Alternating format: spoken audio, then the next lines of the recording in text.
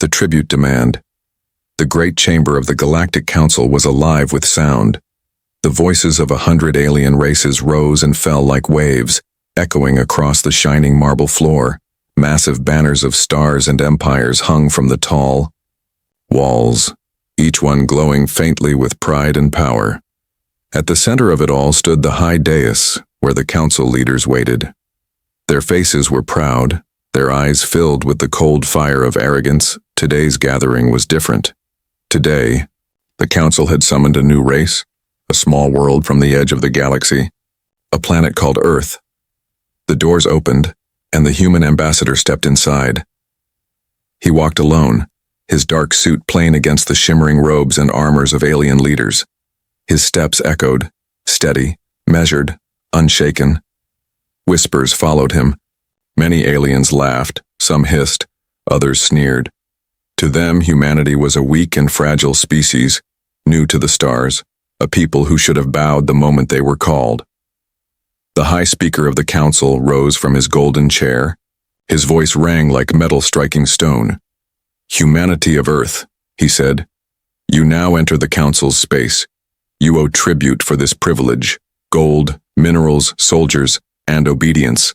This is the price of peace." The chamber thundered. With approval, alien voices shouted. Claws struck tables, wings snapped, tails lashed.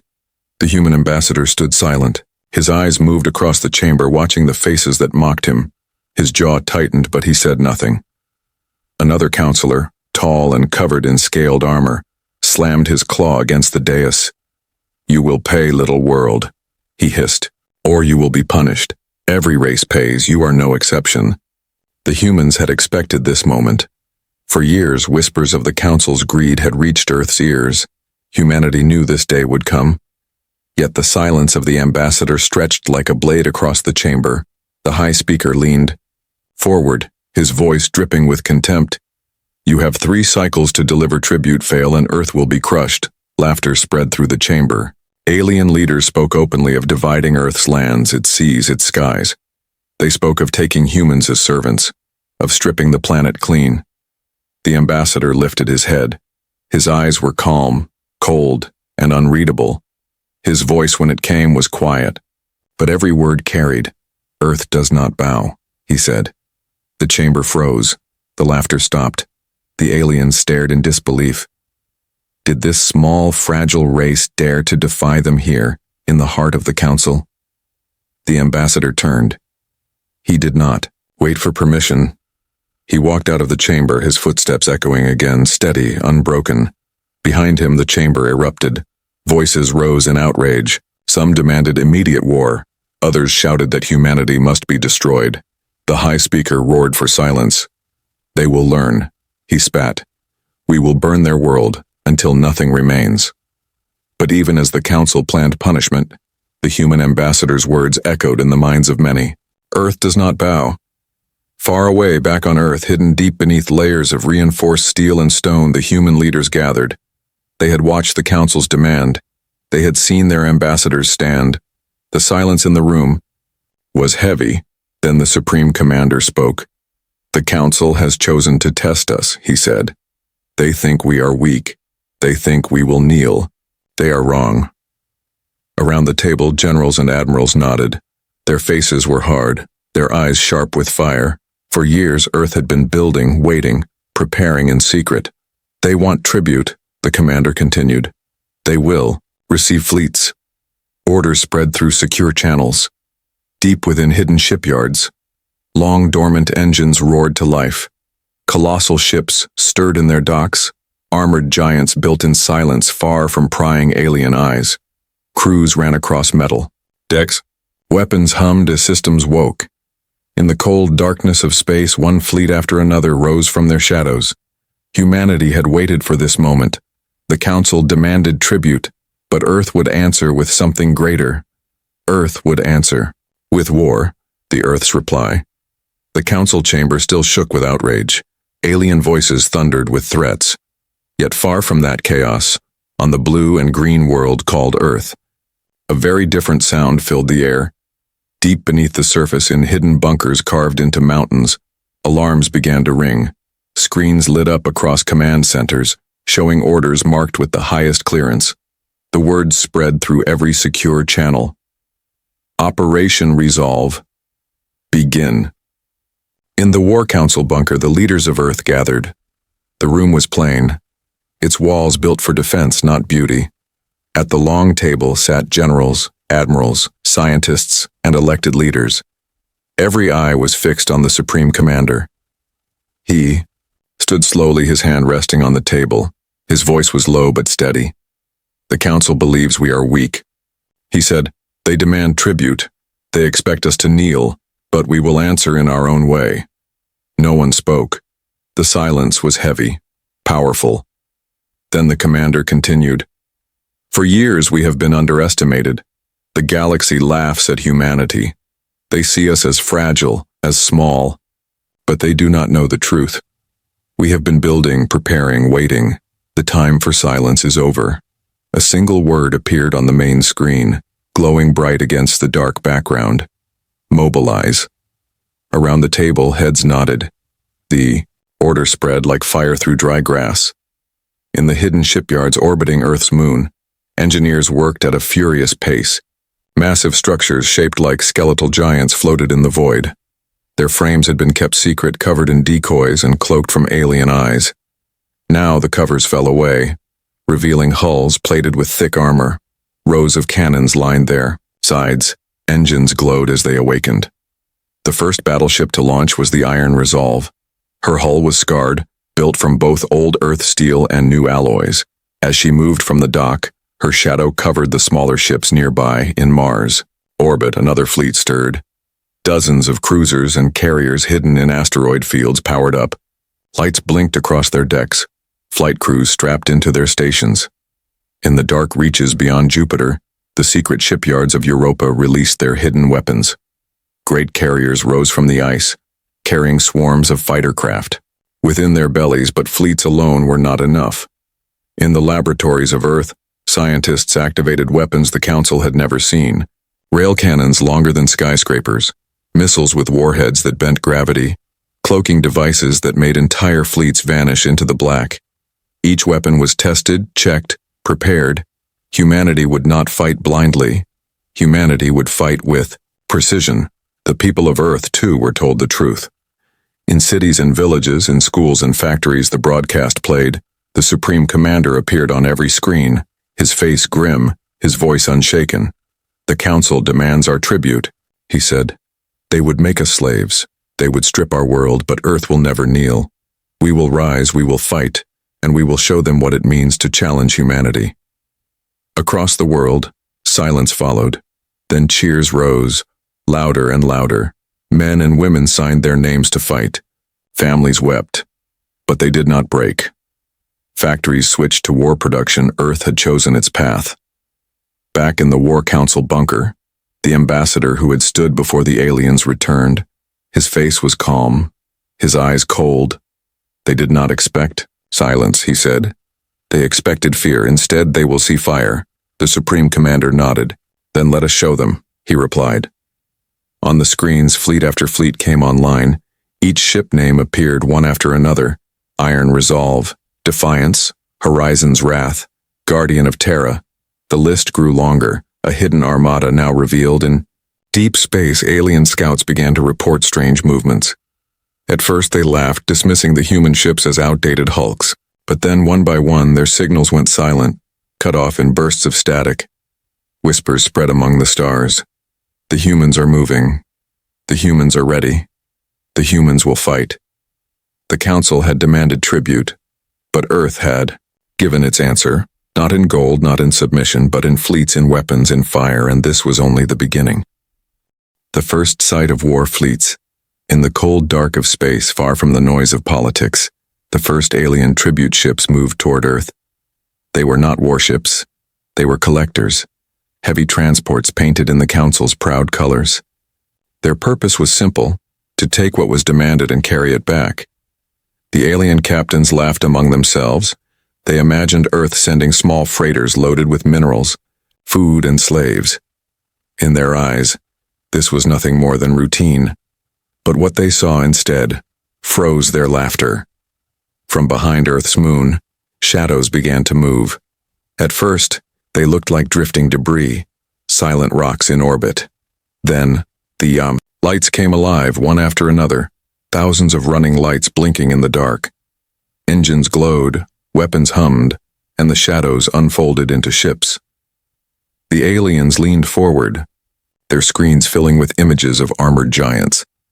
The size of them was staggering, long hulls lined with cannons, launch bays wide enough to release entire swarms of fighters. "These cannot be human," one captain whispered. "They are. Too many, too vast, but they were." The Iron Resolve led the fleet, her scarred hull shining faintly in the sunlight. Beside her sailed the Defiance, the Horizon's Wrath, and dozens more. Carriers, destroyers, cruisers, all bearing the mark of Earth. The tribute ships sent warnings back to the Council, frantic signals filled with disbelief.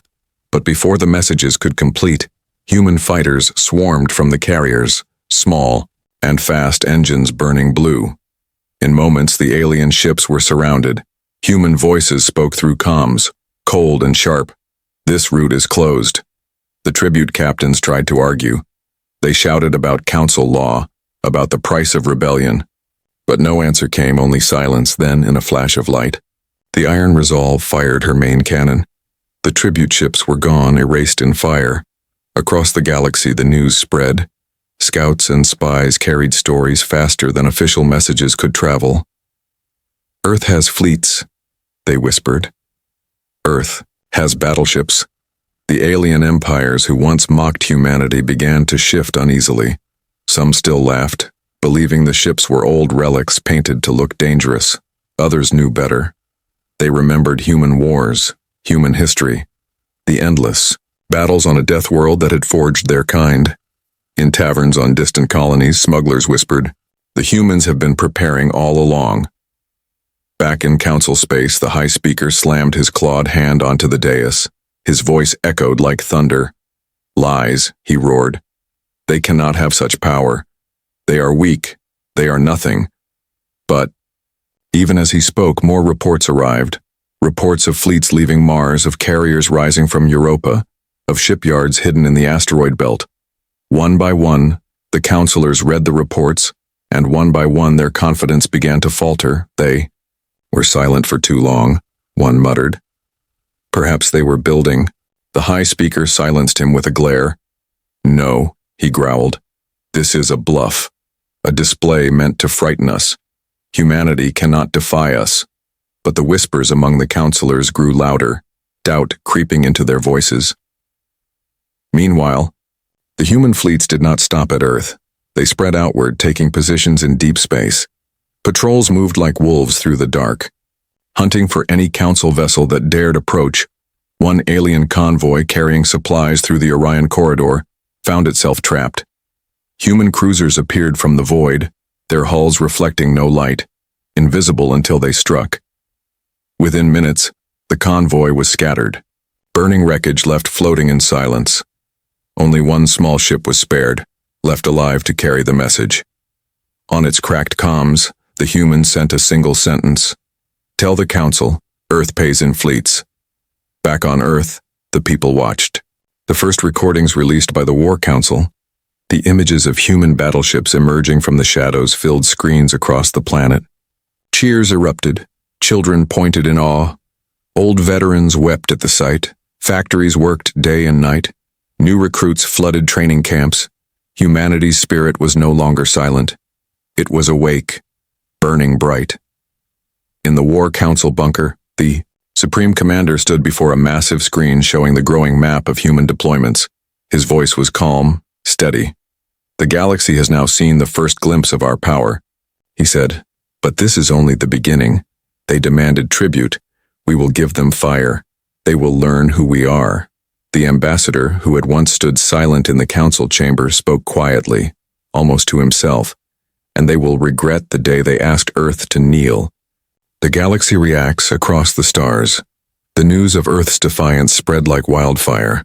Merchants carried whispers from one system to another. Soldiers repeated tales in low voices inside barracks. Smugglers laughed nervously, passing rumors. Over strong drinks everywhere, the same words echoed. The humans have fleets. On the mining worlds of the Vega cluster, workers paused to watch shaky recordings of human battleships destroying tribute collectors. Their jaws tightened. Some cheered. Some whispered that maybe humanity was not foolish. Maybe humanity was brave. On the Council's border colonies, fear grew. The governors wondered if the humans would stop at defiance or if their fleets would soon appear above alien skies. Parents pulled their children close when they heard the word Earth. Traders changed their routes, hoping to avoid the humans in the dark. In the council chamber, chaos reigned. Councilors screamed over each other. Some demanded a united strike against Earth. Others called for caution. The High Speaker slammed his staff against the floor, his voice booming over the noise. Order, he roared. We will not be divided by a small world. Humanity is nothing compared to us. But even as he spoke, new reports arrived. More tribute ships destroyed. More fleets sighted. Entire patrols gone silent. One counselor, old and wise, leaned forward, his voice low. They fight like they have been waiting for this, he said, as if every ship, every weapon was built for this very day. The chamber fell quiet. The High Speaker bared his teeth, his pride unbroken. Then we will crush them, he declared. Summon the dreadnoughts. Summon the fleets of every empire. If humanity wants war, war they shall have. But not everyone agreed. Far from the chamber, in the shadows of politics, whispers grew. There were races long tired of the Council's arrogance, species who had paid tribute for centuries, watching their resources stripped and their voices ignored. Now those same species whispered to each other, if the humans can stand, why not us? On the water world of Kareth, the governor sent secret envoys toward Earth. On the ice moon of Vorn, miners struck their tools against the ground and refused to work. Inspired by humans, rebellion stirred in quiet places. Meanwhile, the human fleets did not rest. The Iron Resolve led a patrol into the edges of Council-controlled space. Every move was calculated, precise. Human commanders chose targets carefully, striking tribute collectors, destroying supply convoys, never wasting a single shot. For the first time in centuries, the mighty Council felt pressure. Their lines wavered. Their ships burned. One captured alien officer, trembling as he was dragged aboard a human cruiser, whispered, "They do not fight like a young race. They fight like predators who have waited in silence, waiting for prey." Back on Earth, the War Council studied every report. In the bunker beneath the mountain, the Supreme Commander pointed at the map glowing on the wall. "The galaxy is watching us," he said. "Every strike, every fleet, every battle. Our message grows stronger. We will not bow. We will not pay. Instead, we rise." The ambassador, his voice calm as always, added, "And the Council trembles, though they will never admit it." Among the people of Earth, pride burned brighter than fear. Citizens filled the factories, hammering steel into ships. Children wrote letters to the fleets. Soldiers swore oaths to never surrender. The first recordings of human victories spread across the stars, broadcast by hidden channels. Millions watched alien warships fall under human fire. Millions whispered the same words, "Earth does not bow." But the Council was not done. In a secret hangar orbiting the Council capital, massive engines roared. The dreadnoughts, ancient ships larger than cities, armed with weapons that could burn worlds, were awakened. Their hulls glowed with old scars, their decks filled with soldiers and fire. The High Speaker stood aboard the flagship, his eyes cold. "Let them see power," he said. "Let the humans learn fear." The galaxy braced itself. The humans had shown their fleets. The Council would answer with monsters. The hidden arsenal. The Council's dreadnoughts drifted through space like mountains with engines. Their cannons glowed, their hulls radiated menace. The galaxy watched in silence, waiting for Earth to break under the weight of such ancient power. But Earth had not shown its hand fully, not yet. Deep beneath the oceans, hidden under miles of water, shipyards long kept in secret stirred awake. Massive doors opened on the ocean floor, bubbles rushing upward as pressure released. Out of the dark rose war machines unlike anything the galaxy had seen. They were carriers the size of floating cities.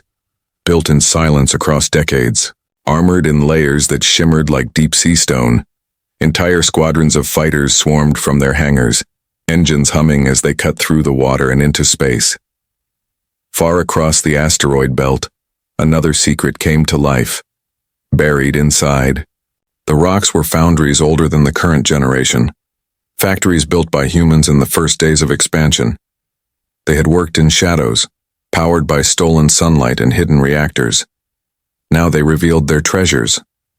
Weapon platforms, larger than moons, each fitted with rail cannons long enough to pierce ships from hundreds of miles away. The Council's scouts saw glimpses.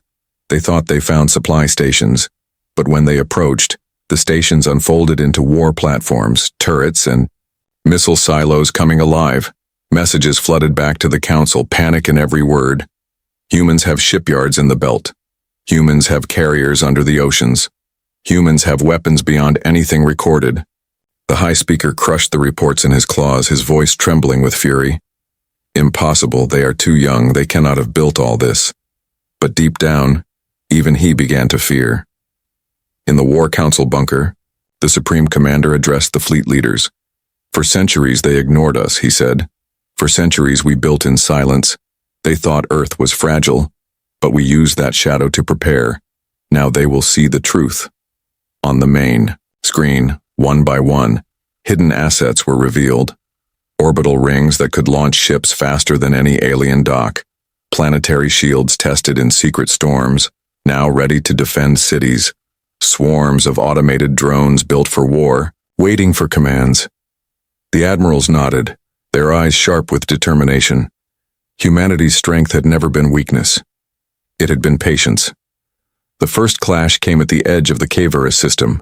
A council fleet led by a dreadnought entered. Human-claimed space. The aliens laughed, boasting of the destruction to come. But when the battle began, they realized the nightmare they faced. From the shadows of asteroids, hidden launchers awoke. Hundreds of missiles streaked across the void. Fighters darted in tight formation, and heavy cruisers charged forward with precision.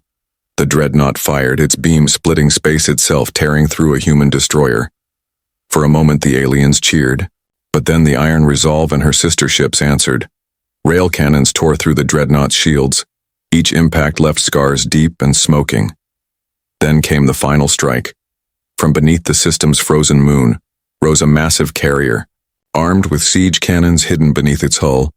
It fired once, a beam of pure white cutting across the dark. The dreadnought shuddered, split, and broke apart. Silence fell across the comms. The galaxy had just seen the impossible. An ancient council dreadnought destroyed not by another empire but by Earth. The surviving alien crews were captured.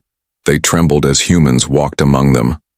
One officer whispered in disbelief, You were never weak.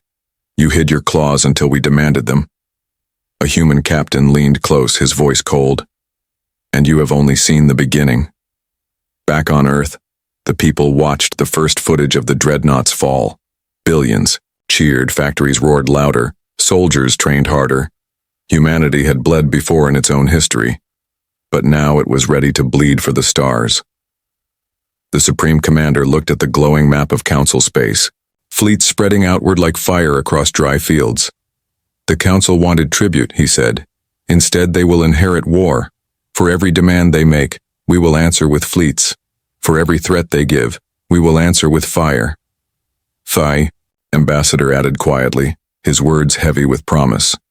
"They mocked Earth for being silent. Now the galaxy will tremble at our voice." The war fleets unleashed. The galaxy no longer laughed. For centuries, the Council had ruled unchallenged. Their dreadnoughts were symbols of fear. Their tribute demands never refused. Yet now, one of their mighty warships lay shattered, its pieces drifting in the cold dark. And worse, it had been destroyed by humans. A race once mocked as weak, fear, turned into anger. The Council called for every fleet across every empire. War horns sounded on thousands of worlds, from shining capitals to grim frontier stations. Ships were summoned. Carriers, destroyers, gunships, all sworn to crush Earth before rebellion spread further. An armada gathered, larger than anything seen in centuries. It stretched across space like a swarm, stars hidden behind its numbers. Their weapons glowed, their engines thundered. The council was ready, or so they thought. From the shadows, humanity struck first. In the dark between stars, hidden fleets came alive. They did not rush. They did not scream with rage. They moved with the patience of hunters, silent and cold. The iron resolve led the spearhead, her guns burning holes into the void. At her side flew the Defiance and the Guardian of Terra. Behind them stretched lines of carriers, each one releasing clouds of fighters into the black. The first clash came near the trade lanes of Xiron. The council expected an easy victory. Their fleets moved forward with confidence. But then, in the silence, humanity answered. Missiles streaked from hidden launchers. Drones swarmed like locusts. Rail cannons tore through shields as if they were paper. Within minutes, the proud council fleet was burning wreckage, its survivors fleeing in terror. The war spread like fire. On the desert world of Aravas, council garrisons awoke to the sight of human warships blotting out the sky. Earth's fleets cut supply lines, starved armies, and shattered bases in strikes so precise that entire campaigns ended before they began. On the frozen moons of the Trailus system, human carriers deployed siege weapons that turned fortresses into molten lakes. The aliens had never seen such coordination. Humans fought as one, their fleets moving like parts of a single machine. Everywhere they went, the humans left a message carved into the stars. Earth does not bow. The council tried to strike back. They sent their combined armada into the Hadris sector, confident that sheer numbers would overwhelm the humans. But the humans had prepared for this moment. From behind shattered moons and cloaked stations, an entire second armada revealed itself. The galaxy had thought Earth possessed fleets in the dozens. Now they saw fleets in the hundreds. Warships black as midnight stretched across the void. The battle raged for days, stars lit with fire as ships tore each other apart. Alien admirals shouted orders, but confusion reigned. Humanity's fleets cut through them with precision. Each strike was calculated, each ambush deadly. The council's armada, proud and unshakable, began to collapse. In the War Council bunker on Earth, the Supreme Commander stood over the glowing map. His voice was steady, calm. They thought we would defend. They thought we would hide. But now we show them the truth. We are not prey. We are the storm. The ambassador nodded, his voice cold as iron, and the storm does not bow. At the height of the battle, the council unleashed their last weapon. The Dominion, the oldest and most feared dreadnought, entered the fight. Its cannons glowed like suns. Each blast tore through space, ripping apart human cruisers. For a moment, silence fell among human fleets, but the iron resolve did not retreat. Her scarred hull burned, yet she pushed forward. Her crew stood firm. Humans who had been forged through centuries of struggle on their death world refused to flee. Side by side, the Defiance and the Guardian of Terra joined her. Together, they fired every weapon. Rail cannons roared, missiles streaked, beams cut across the dark. The Dominion shuddered under the storm. Its proud hull split. Fire consumed it. And then, with a final scream across comms, the most feared ship in the galaxy was gone. The Council. Fleets broke. Their ships fled in chaos. Commanders shouted in desperation, but there was no order left. Only panic. The galaxy had just witnessed the impossible again. Another dreadnought destroyed. The Council's armada scattered, and the humans, relentless, pressed forward. For the first time in galactic history, the mighty Council was on the run. The final word, the galaxy lay in silence. Where once the Council fleets filled the stars, now there was only wreckage, shattered ships drifting like broken bones in the dark. The proud dreadnoughts, once thought eternal, were gone. Their hulks burned, their names erased. Worlds that had lived in fear for centuries now watched the impossible unfold. Humanity, once mocked, once ignored, now stood at the very center of galactic power. The High Speaker of the Council sat in the ruins of his chamber. His golden staff lay broken, his eyes hollow. The voices of the counselors were gone. Some fled, some dead, some silent. For the first time in history, the chamber trembled not with alien arrogance but with human footsteps. The doors opened, and the human ambassador entered once more. This time he did not walk alone. Beside him marched soldiers in black armor. Their banners carried the mark of Earth. He stood before the dais, his gaze sweeping across the silent chamber. "You demanded tribute," he said, his voice steady, calm, unshaken. "You thought Earth would bow. You thought humanity would break. Instead, you have seen our fleets. You have seen our fire. You have seen the truth." The high speaker tried to rise, but his knees gave way, his voice cracked. You would destroy us all?" The ambassador's eyes were cold. "No," he replied. "We would free those you enslaved. We would end your rule of fear. The age of tribute is over. The galaxy will no longer kneel before the Council. From this day forward, you will kneel before Earth." On distant worlds, the message spread. Screens lit across colonies, ships, and stations. The image of the ambassador's words traveled faster than any fleet.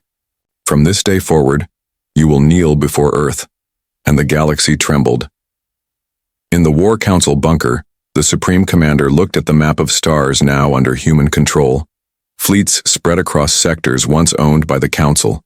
Supply lines, trade routes, colonies, all under watch of Earth's armada. The admirals stood ready, awaiting his command. "The Council is broken," he said, "but the galaxy is wide. There will be rebellions, there will be resistance, but no one will forget what we have done.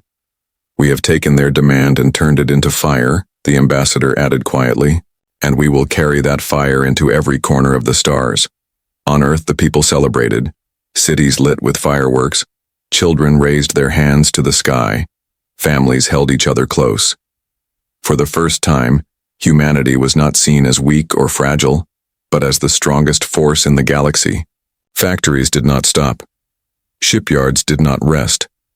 The fleets would continue to grow. Humanity had learned its lesson. Peace was fragile, and power was the only shield. Among the alien races once enslaved by the Council, hope burned. On the water world of Kareth, people tore down the statues of Council rulers on the ice moon of Vorn. Miners raised human banners beside their own. Across 100 worlds, the same word spread like fire. Earth does not bow, but not all were glad. In the shadows of the galaxy, whispers rose. Some feared humanity's new power. Some plotted, in secret, waiting for their chance. And in the farthest reaches of space beyond known maps, unknown eyes watched, silent and patient. The Supreme Commander knew this truth. He stood on the bridge of the Iron Resolve, gazing at the endless stars. His voice was quiet, almost to himself.